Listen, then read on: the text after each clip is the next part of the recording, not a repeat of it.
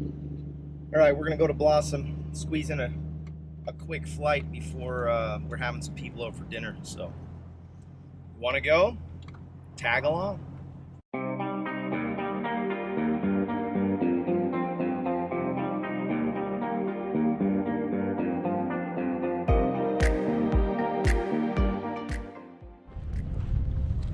What's really going on around here?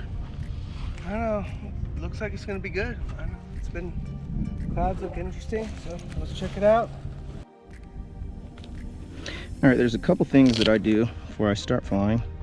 One, you fire up the inReach Mini. Once that's on, I turn on my Vario. Then I turn on my FlySky High app, and that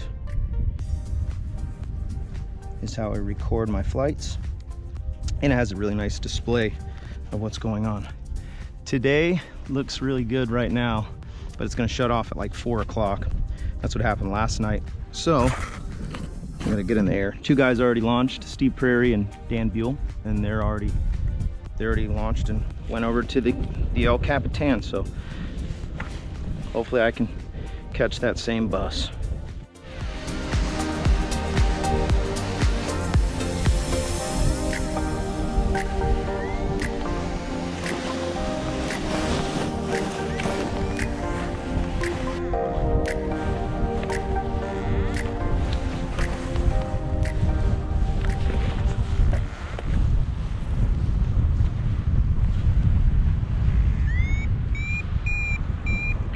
All right, we're in the air. Seemed like Steve's found something out front.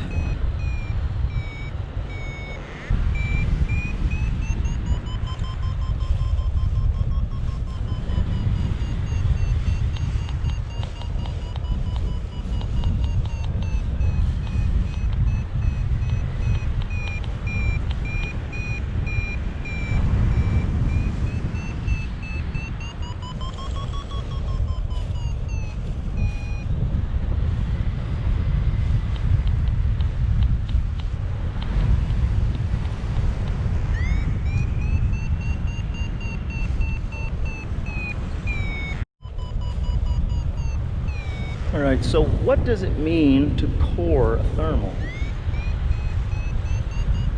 Thermals are made up of a center force of air that's going up faster than the outside or the middle air, and then the outside air many of times is going down. That's the displaced air. And so what you do is you try to find that middle air, if you will, and you kind of try to boat around and keep the inside of your wing in the core and just circle around. When you hit the core, sometimes it's very turbulent and very violent. Like if you're flying along and you're just hoping for a thermal, you'll get to the place where you'll fly directly into it. And sometimes if they're sharp and you just blast right into the middle and then you're out, you can have a frontal, or your wing will shoot out in front of you, and that can be not so pleasant.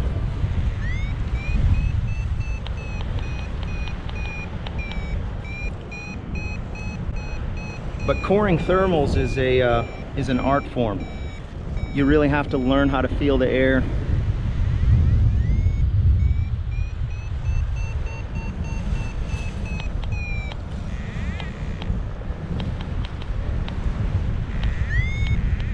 I think I'm gonna head across and catch up with Steve and those guys, or Steve and Dan. So the real trick of coring a thermal is knowing when to turn. And there's all kinds of videos and explanations, and there's classes. There's a bunch of stuff that I've seen on YouTube and drawings, and I suggest watching all those. Get as much information as you can One of the books that I read that really helped was Understanding the Weather by Dennis Pagan. And he's got some really good stuff, really good illustrations to help you to understand what's happening with the air. And when you can understand the weather, and it's not, I mean, it is an absolute silence. It's an absolute science. No doubt about it. Meteorology is very tricky. But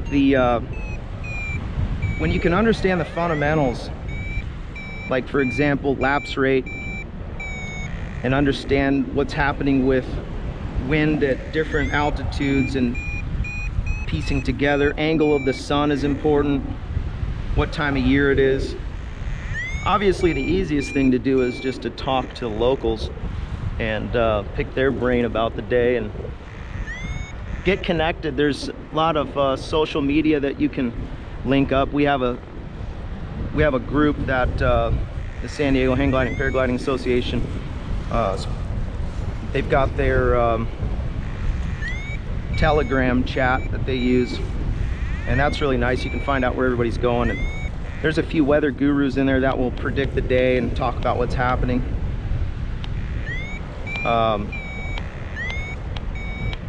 But yeah, understanding the weather is probably the hardest part about what we're doing. And when you can figure that out, and when you get to the place where you're confident in it,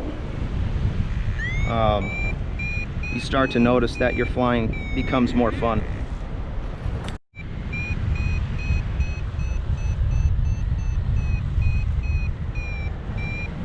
It's a lot different midday than just the glass off over here. There's a few areas that are very predictable, and today they were not so predictable. I normally don't find anything over here, but I found something pretty nice right in this area.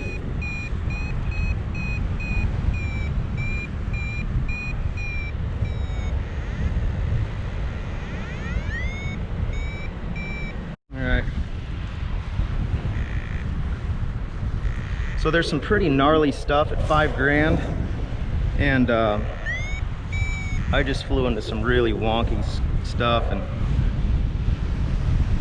not liking it. So I'm gonna head back towards Blossom.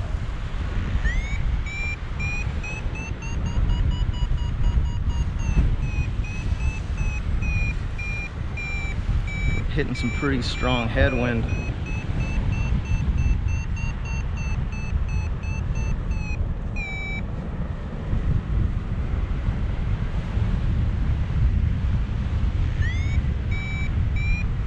Steve Frary just went to the moon. I don't even know how high he is right now. But yeah, this air is pretty wonky. You can always tell, well, I shouldn't say you can always tell.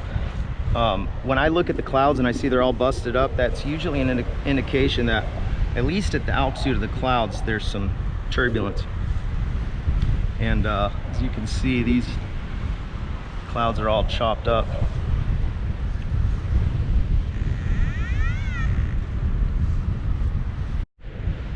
All right, it's about 10 minutes till 3, and a whole nother group has showed up. Blossom.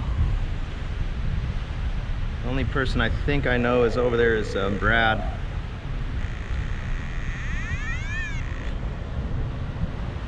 I think maybe I'll come over here and then try to get up again and do another lap maybe. Can't tell. Looks like maybe this guy's going in for a landing.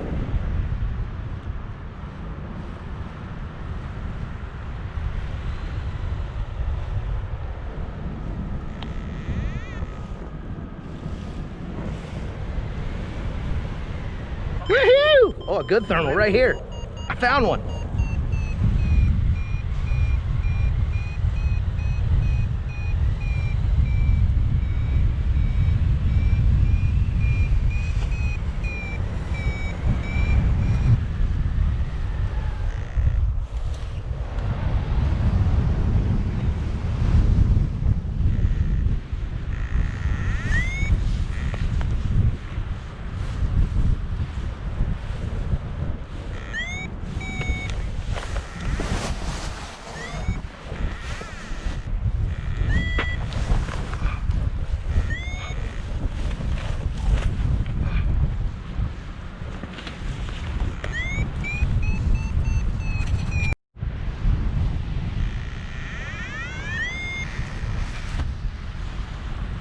Bradley!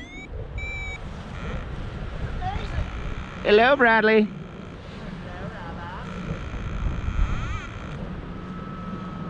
I've come to walk on your wing, Bradley. Oh, dang it. Sync! It's a sync cycle.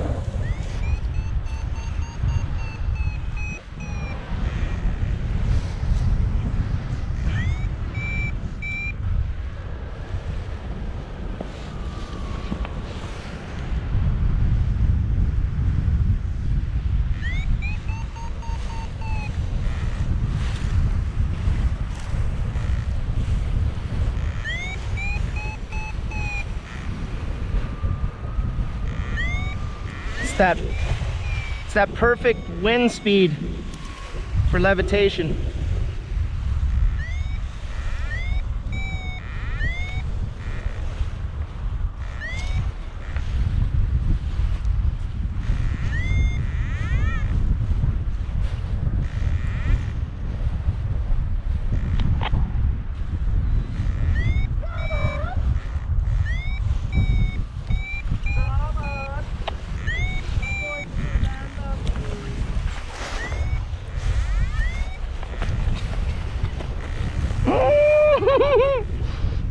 I really do like it when it's like this.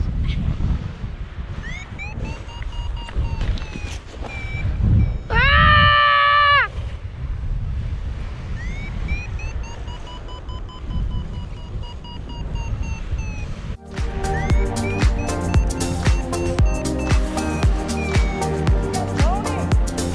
Yeah, he decided to go mountain biking today. Yeah.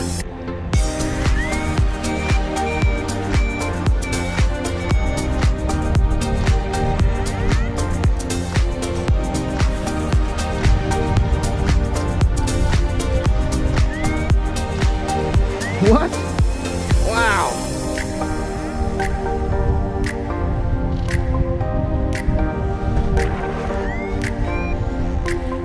That's a big gust right there.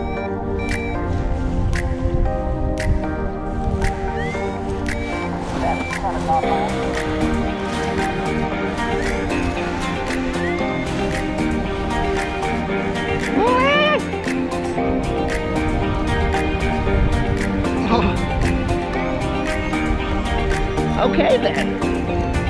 How about straight up?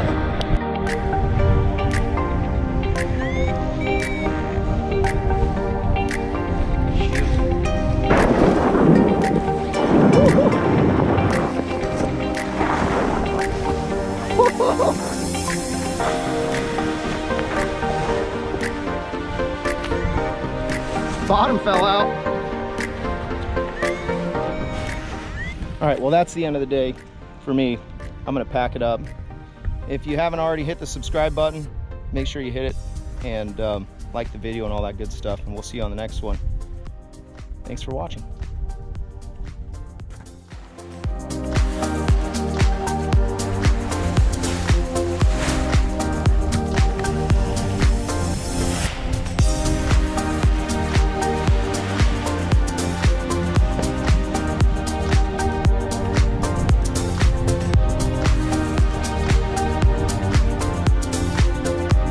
Toodles.